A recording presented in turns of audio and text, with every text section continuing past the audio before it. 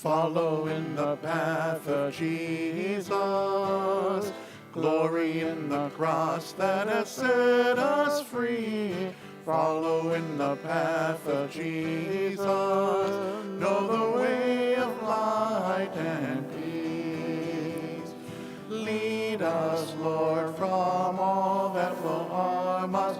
Lift us up from our doubt and fear. Show us the way of love. Follow in the path of Jesus. Glory in the cross that has set us free.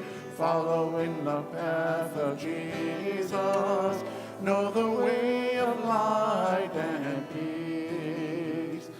By your grace increase our vision. Help us see your guiding light.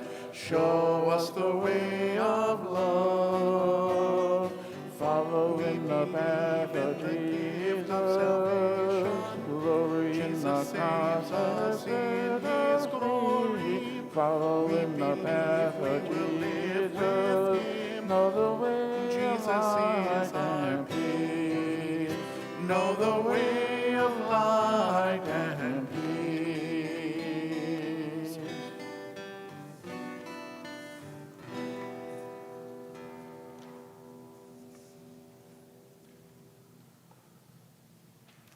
Welcome to St. Odelia, to the social justice stations of the cross. The first station, Jesus is condemned to death. We adore you, O Christ, and we praise you. Because by your holy cross you have redeemed the world. Yet it was our infirmities that he bore, our sufferings that he endured, while we thought of him as stricken, as one smitten by God and afflicted. Oppressed and condemned, he was taken away. And who would have thought any more of his destiny when he was cut off from the land of the living and smitten for the sin of his people? Jesus sides with those condemned. He enters our hearts through the doorway of the poor in the world. He takes a new family to himself, all those rejected and abandoned by society, by us. He stands in solidarity with all those who die unnecessarily and draws unto himself all the forces that oppose human beings. He is the incarnation of the innocent condemned unjustly to death. The kingdom is found where these poor ones are welcomed home and given life.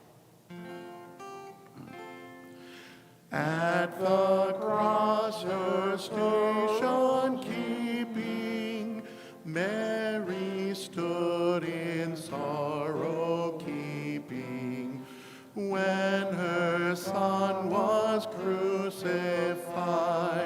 At the cross your sorrow sharing, all your grief and torment bearing. Let me stand and mourn with you. The second station, Jesus takes up the cross. We adore you, O Christ, and we praise you. Because by your holy cross you have redeemed the world. Then Jesus called the people and his disciples and said, "If you want to come after me, deny yourself. Take up your cross and follow me. For if you choose to save your life, you will lose it. And if you lose your life for my sake and for the sake of the gospel, you will save it." Jesus, the poor one, bears the burden of his people. Carrying the cross, he carried them. He carries us. The cross is the whole history of hate, of violence, of rejection, of war, of aggression. And Jesus takes up the misery of humanity. The cross becomes God's complaint. There is no justice, mercy, peace when the children of the earth are despised, despoiled, and made to endure indignity. The cross becomes the true binding of the human and divine, dignity for all, and the power to recreate society. The cross defies death and the unbearable burdens we lay upon one another. Who at sorrow contemplating, on that passion meditating, would not share the Virgin's grief. The third station, Jesus falls the first time. We adore you, O Christ, and we praise you. Because by your holy cross you have redeemed the world. Jesus knew in his own body the force of violence, the power of fear, and the domination of others who were intent on destroying him. His response was reverence for life, obedience to God, and nonviolence. He prayed for the rights of those denied fullness of life. All might, all destructive power, all hostility struck against him, and he fell. Then he stood again to face it and take it within himself. The lifestyle of personal nonviolence was chosen long before he faced the cross and execution. His first word, repent, was the call to his followers to be nonviolent and obedient. We fall and we rise again to recommit ourselves to following Jesus. We promise to strive within ourselves and seek to be peacemakers in our daily lives, offering an alternative to the violence and destructiveness that is so much a part of our culture and our world. While she waited in her anguish, sitting Christ in torment languish, bitter sorrow pierced her heart. The fourth station, Jesus meets his mother. We adore you, O Christ, and we praise you. Because by your holy cross you have redeemed the world. Simeon blessed them and said to Mary, his mother, this child is chosen by God for the destruction and the salvation of many in Israel. He shall stand as a controversial sign, while a sword will pierce your own heart. Then the secret thoughts of everyone will be brought to light. From the beginning, Mary shared the lot of her child, including his call to prophesy, his rejection and sufferings. She loved what he loved, the place where the proud are overthrown in the conceit of their hearts, where the hungry are fed and the rich sent away empty, where the meek and the lowly live with dignity while the powerful are dethroned. She was pierced by the sword of truth, so that the hearts of many might be revealed. In her solidarity with Jesus, who suffered the dispassionate gaze of strangers, she images all who stand in solidarity with those whose pain is public. She stands with the women who have illegitimate children, the ones who contract AIDS, the men and women marginalized because of their sexuality, and she stands with all who befriend them. Ever patient in her yearning, though her tear-filled eyes were yearning, Mary gazed upon her Son. The fifth station, Simon helps Jesus carry the cross. We adore you, O Christ, and we praise you. Because by your holy cross you have redeemed the world.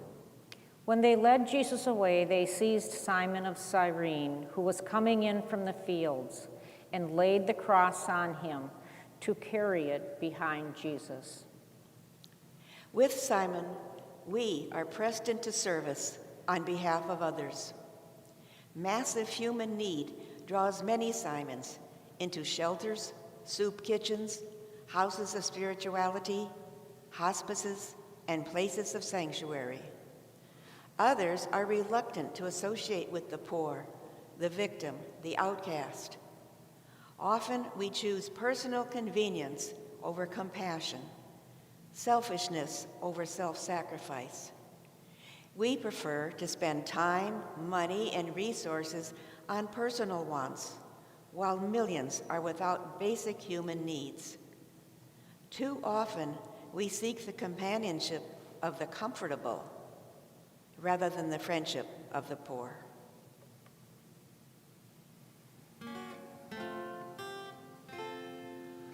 Virgin, in your love befriend me, at the judgment day defend me.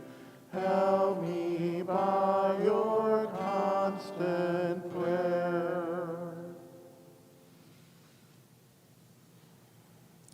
The sixth station, Veronica wipes the face of Jesus. We adore you, O Christ, and we praise you. Because by your holy cross you have redeemed the world. Then the upright will ask, Lord, when did you see me hungry and give you food, thirsty and give you drink, or a stranger and welcome you, or naked and clothe you? When did we see you sick or in prison and go to see you? The king will answer, truly I say to you, whenever you did this to one of the least, to my sisters and brothers, you did it to me. Jesus was so rarely recognized for who he truly was. God is so rarely recognized in the broken and dying and defeated of this world. In weakness, under the gaze of hate and derision, Jesus' body was slowly being destroyed. But Veronica refused to comply with society's rejection. She resisted and said no. She gave what she could of touch and kindness and wiped away some of the dirt and blood of hate. And she was given a glimpse of the face of God among us for all time. Christ she saw for our salvation, scourged with crucified acclamation, bruised and beaten by the rod.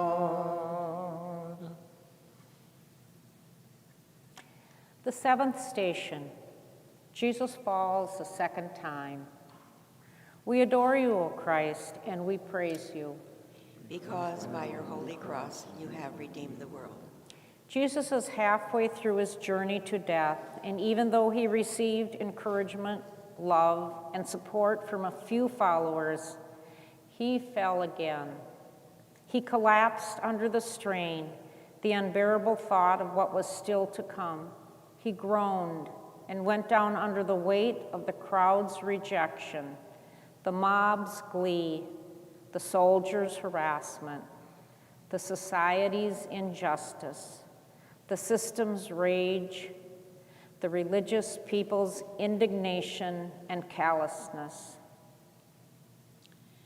The violence of the system degrades, keeps down, rejects, and never forgets failure and weakness.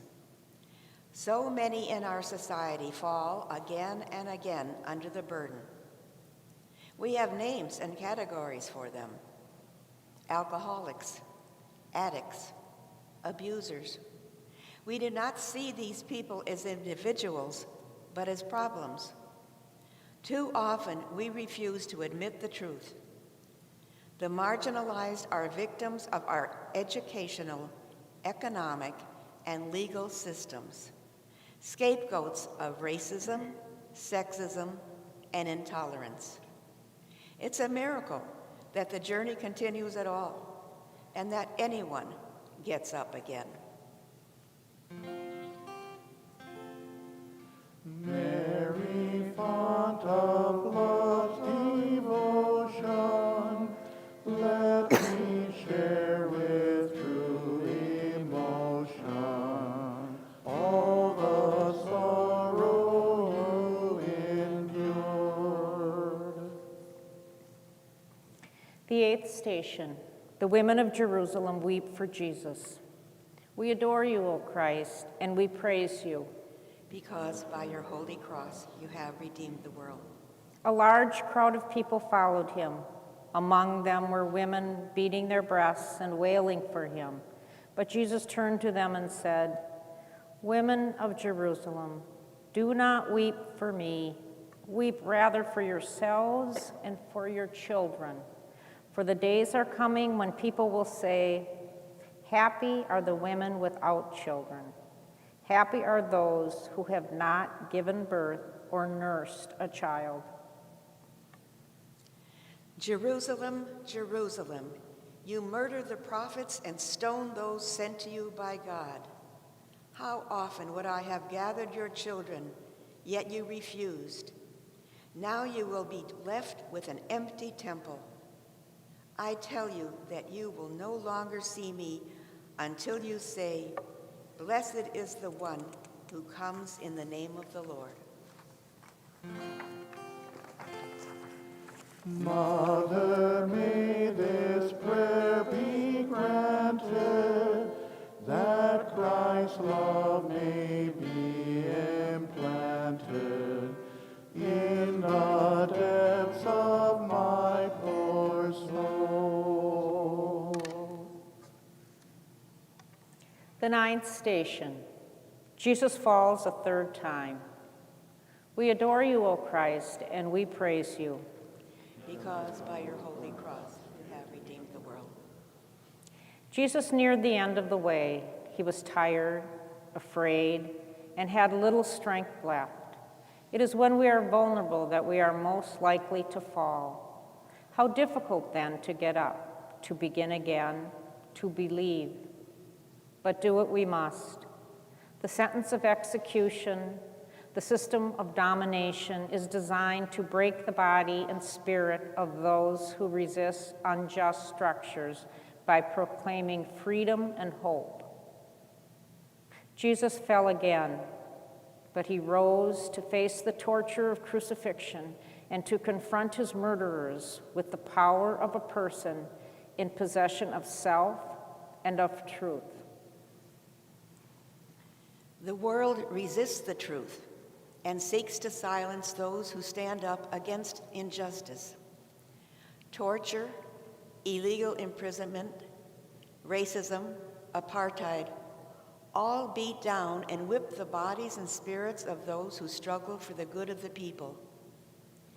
Even the earth itself carries the scars and wounds of war, greed, and sin. The ground is radioactive, the water polluted, the air foul, the ozone destroyed. All creatures cry out for rescue, for salvation, for freedom, for a future that will make us vulnerable and open to reconciliation and peace. Virgin ever interceding, hear me in my fervent pleading. Fire me with your love of Christ. The 10th station, Jesus is stripped of his garments. We adore you, O Christ, and we praise you. Because by your holy cross you have redeemed the world. Be of the same mind of Christ Jesus, who, though by nature was God, did not cling to equality with God. Jesus chose to be emptied, taking the form of a servant, being born in our likeness. Christ was known to be of human estate, and in humility became obedient unto death, even death on a cross.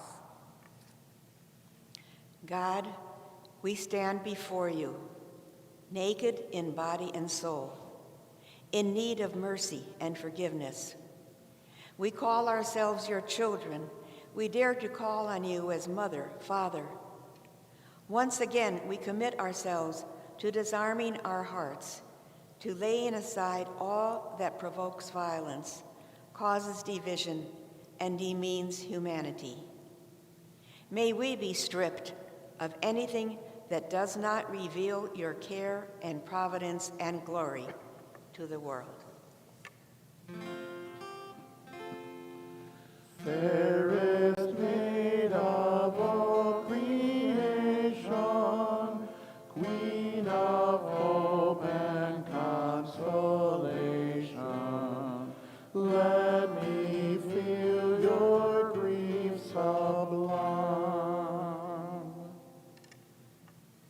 The 11th station. Jesus is nailed to the cross. We adore you, O Christ, and we praise you. Because by your holy cross you have redeemed the world. There, at the place called the Skull, he was crucified together with the criminals, one on his right and another on his left. Jesus said, Abba, forgive them, for they do not know what they do. And the guards cast lots to divide his clothes among themselves. Crucifixion was a legal, though unjust, way to rid the earth of the subversive and the dangerous. It was public torture, meant to provoke fear and deter others from doing justice. Jesus is executed by being nailed to a piece of wood, hung naked, exposed to all who gawk at and taunt him, reduced to flesh and bone. Today, crucifixion continues in the gas chamber and the electric chair, by lethal injection, firing squad, hanging, and terrorism. It is practiced in Iran, Iraq, South Africa, and the United States. We continue to crucify, legally, inhumanely, and unjustly, the children of God. With what pain and desolation, with what noble resignation, Mary watched her dying son. The 12th station. Jesus dies on the cross. We adore you, O Christ, and we praise you. Because by your holy cross you have redeemed the world. Your attitude must be that of Christ. He humbled himself, obediently accepting death on a cross. It was now about noon, the sun was hidden, and darkness came over the whole land until mid-afternoon. And at that time, the curtain of the sanctuary was torn in two. Then Jesus gave a loud cry, Abba, I commit my spirit into your hands. And after he said that, he gave up his spirit. Please bow your head.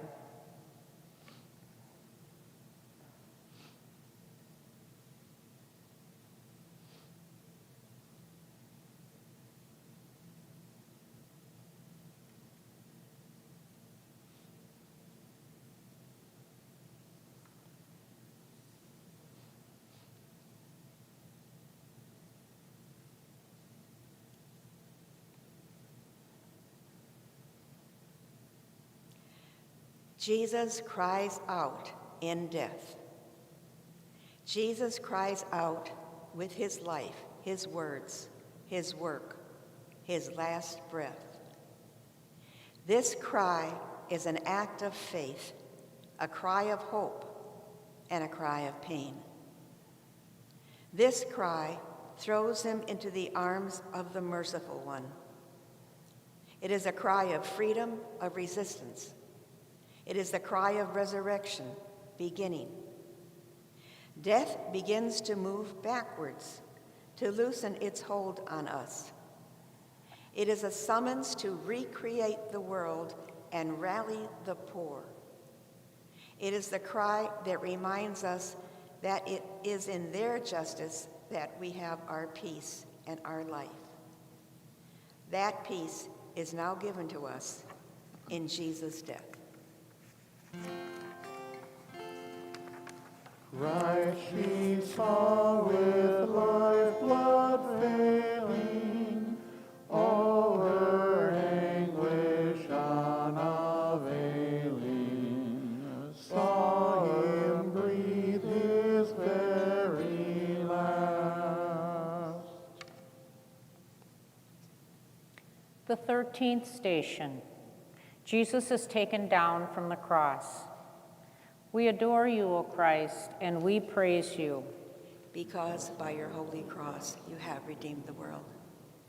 It was now evening, and there arrived a wealthy man from Arimathea named Joseph, who was also a disciple of Jesus. He went to Pilate and asked for the body of Jesus, and the governor ordered that the body be given him. So Joseph took the body of Jesus, wrapped it in a clean linen sheet, and laid it in his new tomb, which had been cut out of the rock. Then he rolled a huge stone across the entrance of the tomb and left. Mary Magdalene and the other Mary remained sitting there in front of the tomb. Jesus' life on earth ended. What did he have to show for it? Many of his friends would not even stay with him for fear of being killed. Some watched for a distance. Only a few remained to bury him quickly before the sun went down. Jesus had only one reason for living, to do the will of God. That is, to give life and to give it more abundantly. We all have the same reason for living. That is what we will be remembered for by our friends. Our mercy, our kindness, our truth-telling, our compassion, our faithfulness, and our support. Savior, when my life shall leave me, through your mother's prayers receive me, with the fruits of victory. The 14th station. Jesus is buried in the tomb. We adore you, O Christ, and we praise you. Because by your holy cross you have redeemed the world. Then Jesus said, "The hour has come for the human one to be glorified. Truly, I say to you, unless the grain of wheat falls to the earth and dies, it remains alone. But if it dies, it produces much fruit. Whoever loves their life will destroy it, and whoever despises their life in this world will keep it for everlasting life. Whoever wants to serve me, let them follow me, and wherever I am, there shall my servant be also. If anyone serves me, God will honor them." The seed lies in the ground, buried. We are buried with Christ in God at our baptism. We go down into death, into the waters, and lie buried. Now we no longer live, but Christ lives in us. The blood of martyrs is the seed of Christians. The cry of the poor is the hope of peace on earth. The cry of Jesus is the announcement of liberation and resurrection and reconciliation. The body of Jesus is now among us so that we might wash his feet, serve him at table, and care for his needs in those most destitute and poor. Let me to your love be taken. Let my soul in death awaken to the joys of paradise.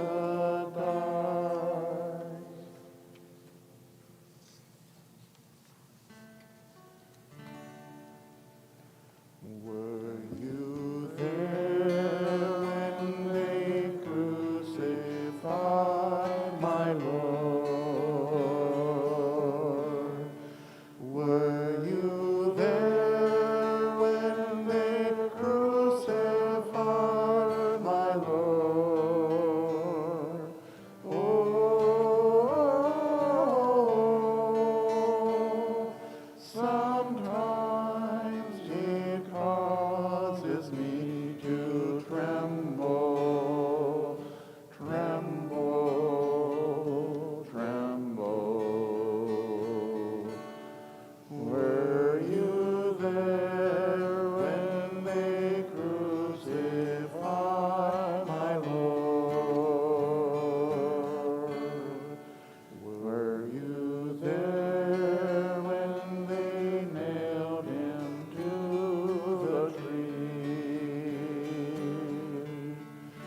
Were you there when they nailed him to the tree? Oh, sometimes it causes me to tremble, tremble, tremble. Were you there when they nailed him to the tree?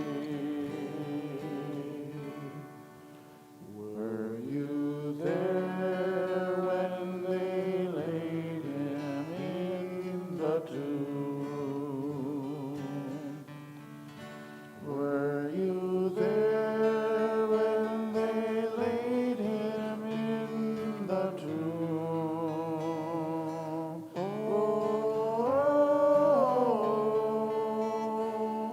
sometimes it causes me to tremble, tremble, tremble. Were you there when they laid him in the tomb?